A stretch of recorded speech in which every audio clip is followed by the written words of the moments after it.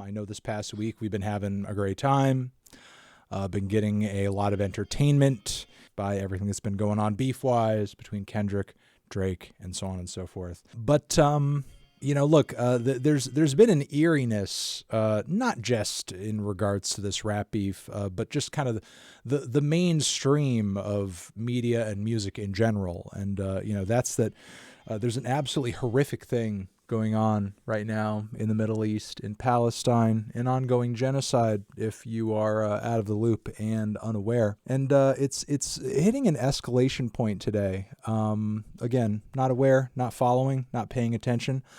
Slowly, the people of Palestine have been getting pushed and pushed and pushed further south into the region of the lower region of Gaza, to the point where the vast majority of the people there are all huddled into an area called Rafah right now. And now it's that area that all of the Palestinian people have been told to go to be safe, as opposed to all the other parts of this strip of land that Israel has been bombing nonstop for months and months and months now. It's now this one alleged safe zone area that it's been decided now the IDF is going to invade into that and start bombing, start attacking, start unleashing the same, military hell that they have been on numerous parts of Gaza thus far in their offensive into the region. So it's pretty harrowing. All of the videos, all the information, all the everything that's been coming out of Gaza ever since all of this started. And there's been a real division between people who have platforms, between those who are willing to speak out on this and those who absolutely are not. And, given hip hop's tradition of addressing injustice, addressing all sorts of things wrong with, our system at large. There's been just a lot of silence on this issue, almost total and complete silence. I mean, to Drake's credit, he did sign a ceasefire letter at one point, as well as many other celebrities did collectively. But outside of that, there really has not been a whole lot of, talk, and not just to, say it's an issue with rappers or anything like that. Major big name A-list rock stars and pop artists and really people across the board have been super, super silent on this really horrendous and shocking issue, which is why it's yes, and Weekend Abel did donate millions recently, which is very commendable on his part. But with that being said, Israel has been doing everything that it can to block most, if not all, aid and help and everything going into Gaza for months now. All of our efforts collectively clearly have been getting sort of diminished and ignored by those who actually have the power to stop this. Now, with that being said, it's actually Macklemore who, out of everybody, has decided to take up the mantle here for somebody who does actually have some mainstream clout and talk about this issue in a song called Hind's Hall. Kind of interesting that, he's coming through here with this, but simultaneously, Macklemore has never been one to shy away from political issues and social commentary and so on and so forth. He's not always, I'll say, reading the room per se, and sometimes his profile in the past, as you guys remember, with the viral success of his first album, his popularity has sometimes overshadowed the superior artistic efforts of his contemporaries in the rap sphere, because he's very accessible in a way that maybe at the time Kendrick Lamar wasn't with Good Kid, Mad City. As amazing as Good Kid, Mad City is, and it deserves all the accolades in the world.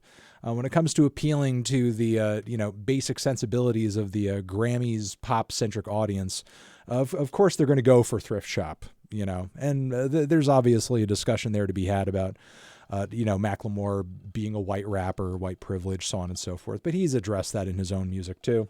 What I really want to get to is this song. He's put it out. He's released it. He's saying something that, frankly, it seems like a lot of artists and a lot of people with platforms are not willing to say. Macklemore has decided to stand up and speak on this when a lot of people have been just frankly kind of ignoring the issue entirely, which I think is commendable. It's not like he's necessarily jumping in front of anybody in discussing this issue because, it's been just getting not discussed. So let's give this track a listen and see what Macklemore has to say.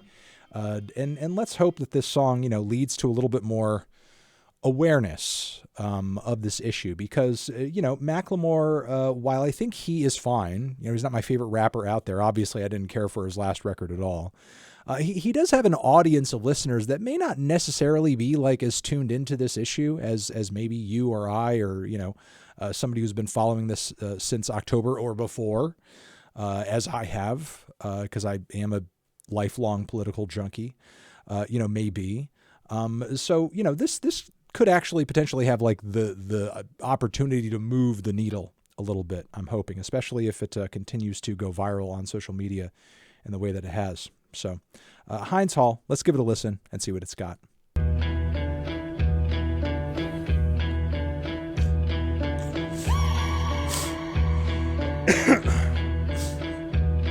Yeah. The people, they won't leave. What is threatening about divesting and want a piece? The problem isn't the protests, it's what they're protesting. It goes against what our country is funding. Block the barricade until Palestine is free. Block the barricade until Palestine is free. When I was 7, I learned a lesson from Cuban Eazy-E. What was it again? Oh yeah, fuck the police. Actors and badges, protecting Coming out of the gate pretty strong in terms of the message. He's certainly not mincing words, and I think coming through here, we're not doing a poll on this, but appreciate the one, thank you, and I wholeheartedly agree so far, but yeah, not mincing words, liking the direction, liking the directness, flow is on point, it's that typical Macklemore, almost like narrative style. I mean, while I think a lot of his songs may not necessarily hit for me, I can give Macklemore one thing, like, he does kind of leave you hanging on and processing every word that he's throwing out there very quickly. He knows how to get a point across in a very direct and effective way. So, and a system that was designed by white supremacy. But the people are in the streets. You can pay off Meta, you can't pay off me. Politicians who serve by any means. APAC, Kofi, and all the companies. You see, we sell fear around the land of the free. But this generation here is about to cut the strings. You can ban TikTok, take us out the algorithm, but it's too late. We've seen the truth, we bear witness. Shout out to TikTok for coming through with that lawsuit today, announcing that lawsuit to prevent the U.S. from banning them. I think my buddy Matt over at the Majority Report made a very good point about it was actually kind of moronic for politicians in the process of banning TikTok to be constantly announcing over and over and over that, there's too much like pro-Palestine stuff on there. We don't like it we don't like that much.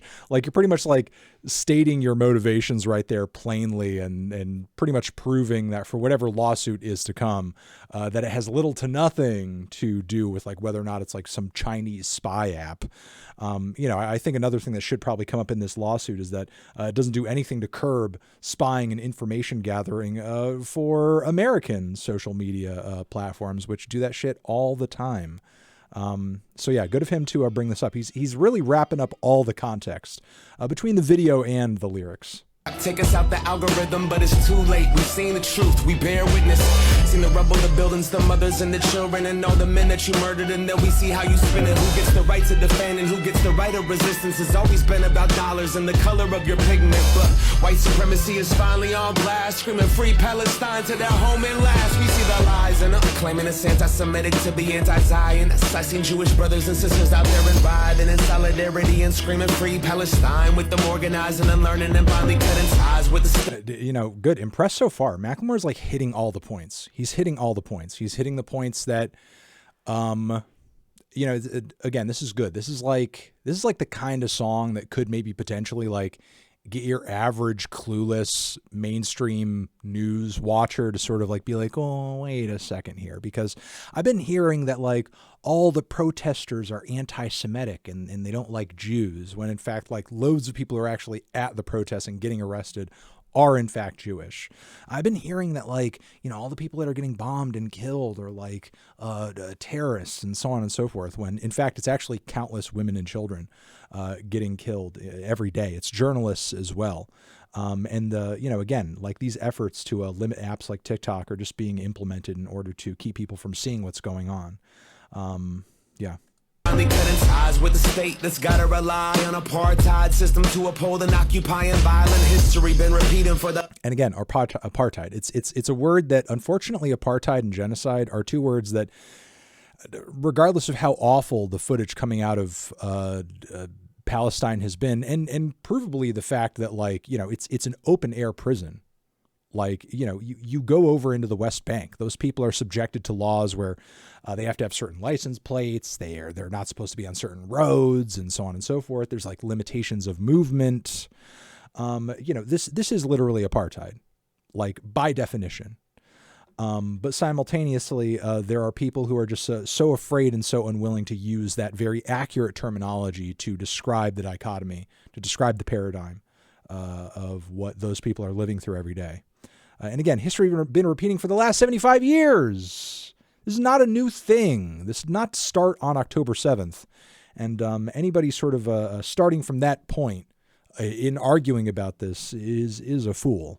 The last 75, the Nakba never ended, the colonizer lied. It's students' intents, posted on the lawn, occupying the quad is really against the law, and a reason to call in the. I saw a really funny observation that it's pretty interesting that the students are being, like, torn apart and harassed, and their lives are being ruined. They're being expelled. They're being rubber bulleted. They're being tear gassed for these squats that they're doing on these quads and so on and so forth. Meanwhile, Israel is totally fine in terms of doing as many illegal settlements on the West Bank as they want. That's totally fine. But sitting on some private property on a college campus, that's wrong. Can't do that. The cops are going to go after you for that.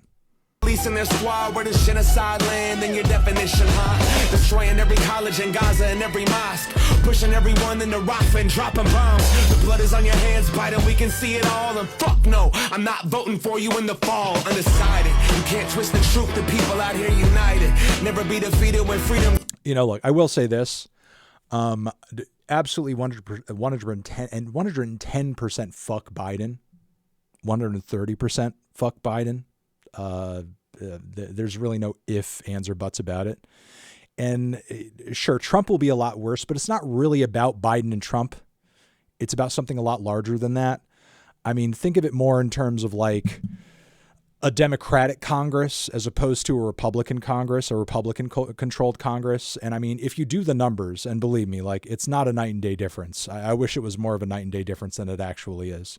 But if you actually look at the congressmen out there, left and right, there have been a lot more representatives in the House and a lot more congressmen on the left who have been willing to speak out on this than on the other side. In fact, the other side has actually taken more of the, while it is true that a lot of Democratic House members have been silent on this problem or have acted like it's not really an issue, numerous Republican House members have pretty much been like, yeah, turn that place into a parking lot. And ultimately, at the end of the day, it's really Congress that, and I know it wasn't the case in this instance because obviously it's a proxy thing through another country, but it's Congress that gives the right for America to go to war, ultimately, at the end of the day. And I actually would not be surprised with a Republican-controlled Congress if we ended up in a place where they're like, hey, we should probably put some boots on the ground there too. Support our buddies, I would not be surprised about that at all. Yes, and John Fetterman is a total fucking joke. He's a creep and a loser. So, again, this is not really a Trump v. Biden argument. This is really more of a like, it's a greater picture. It's a top to down, it's a top to bottom picture. And, even if there isn't a whole lot of daylight between Trump and Biden on this, there's larger daylight on other issues. And I would argue that there's more daylight between a Democratic Congress, many of whom might actually listen to you, versus a Republican Congress. And, at the end of the day, it's not really about who's going to do something. It's not about who's going to do something, because if they were both left up to their own, if they were both left up to their own devices, neither of them would do shit about this. It's more of a question of which group, which political party would you rather be protesting under? And I guarantee it, especially after the Black Lives Matter protests, and as bad as all of this has been, what Trump was doing with BLM was a lot more violent and a lot harsher. And he was literally out there like with the Bible in front of the church and basically congratulating himself for brutalizing all of these people in a much more aggressive way. It's really a matter of who would you rather be protesting under? I think a Biden administration would be a lot easier over time to push over than a Trump administration. Because at the end of the day, Biden can only go so hard with a lot of these people, or, they can only be given so much shit under a Biden administration, because at the end of the day, they understand on some level, those are also our voters. Those people either are going to, or most likely have voted for us at some point, or they're going to in the future, or they know someone who is going to. Meanwhile, Trump's fans, Trump's voters, they want you dead. So if Trump actually implements any kind of, order to the police for them to go ahead and do that, his fans will be cheering every minute the entire way. Look,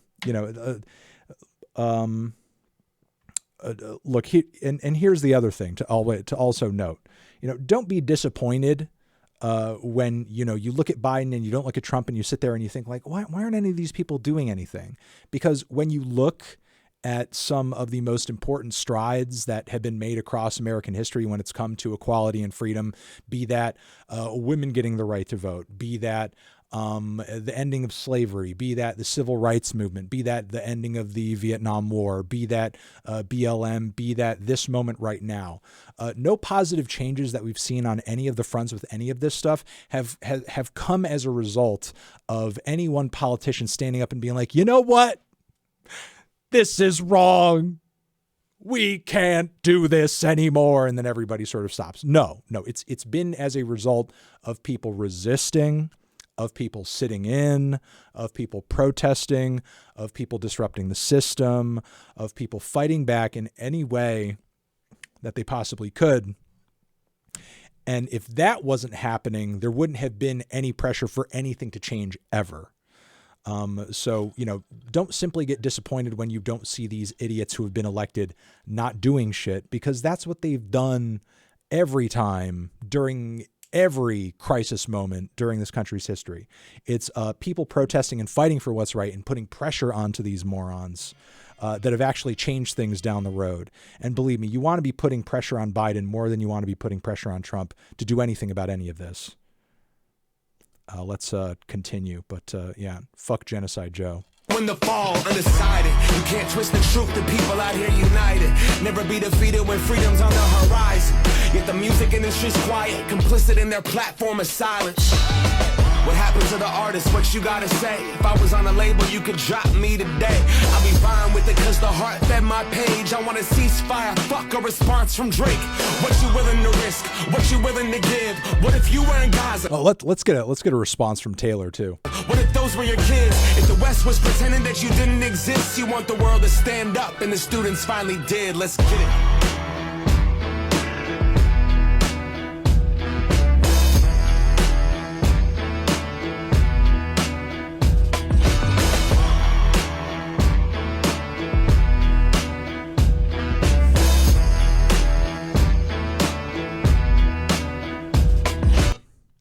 Okay. Well, there you have it. Macklemore, fire from front to back on this new Palestine track. He's saying what should be said. He's doing what should be done. I don't have super high hopes of other artists following suit, but I hope that they do. All right. Again, great track. Good that the message is getting out there. But, again, kind of want to finalize this saying no politician is going to swoop in on wings of benevolence and change this and fix this. This is only going to change I mean, but I encourage you, all of you guys, everybody, to go back and read about apartheid South Africa and in America and globally, the efforts that frankly took years collectively, took years to actually change anything in that country that countless people involved themselves in. Politicians are not going to fix this. Politicians are not going to change this.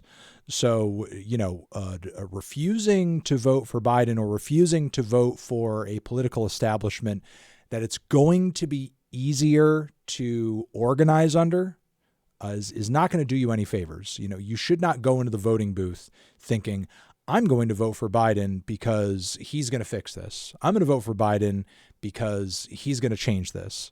The point of voting for Biden in the context of this isn't because you support him and you think he's great and he's going to do a better job in terms of handling this. The point of voting for Biden in the midst of all of this is that it's going to be easier to beat the Democrats' asses with this as a topic than it would be the Republicans. The Republicans want to turn Gaza into a fucking parking lot. The Democrats can only go so hard on you and your family members because they know that they want you to vote for them in the fall, and they want to continue scaring you with Trump. You want to organize under a Democratic administration, not a Republican one. Believe me. No, listen. Biden is not going to.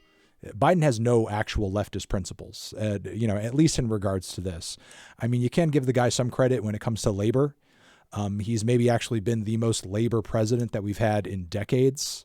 There's actually, you could provably argue that he has been pushed left quite a bit by his cabinet and by people he's willing to listen to on labor. Obviously not on this issue. I think for whatever reason, probably because he's old as fuck and he thinks it's the 1990s.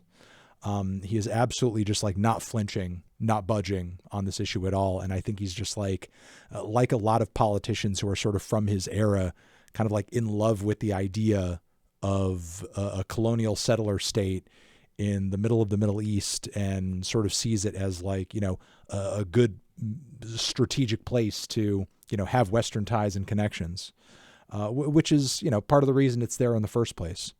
Biden